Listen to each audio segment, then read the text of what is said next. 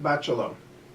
I'd like to dedicate my words on this video this Shabbat to our beloved Andy Flager, of blessed memory, Zichrono Livracha, who was such an integral part of our community together with his wife Renee and their family for so many years.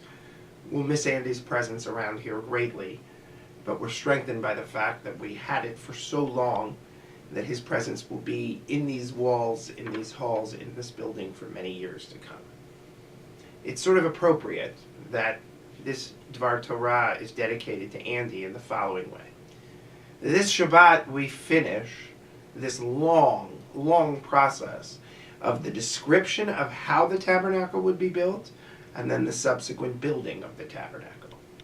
The whole thing is bracketed by this idea that if we can build it, God will be there, right? It begins with V'asuli mikdash v'shachanti b'tocham.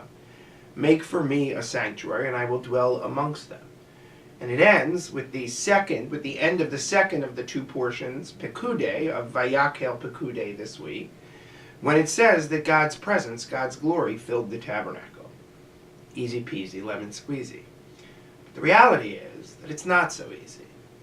When the text tells us V'asuli mikdash v'shachanti b'tocham, it doesn't mean that God is going to dwell in our sanctuaries, because the sanctuary is plural, and tocham, in them, the sanctuary is singular, and the tocham is plural.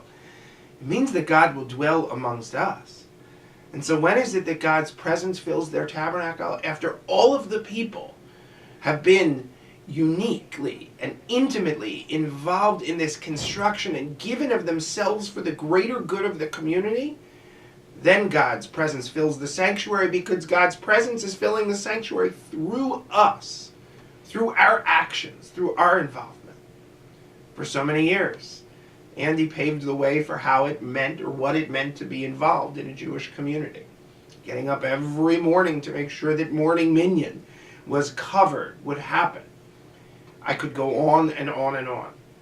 The reality is, what Andy knew, what each and every one of us needs to know, is that it doesn't take one. It takes a community full of people willing to give of themselves for the communal good, for the greater good. And when that happens, God's presence fills our walls, not because we've built some beautiful building, but because we've built beautiful selves, and because we, by our actions, have allowed God to dwell amongst us. Shabbat Shalom.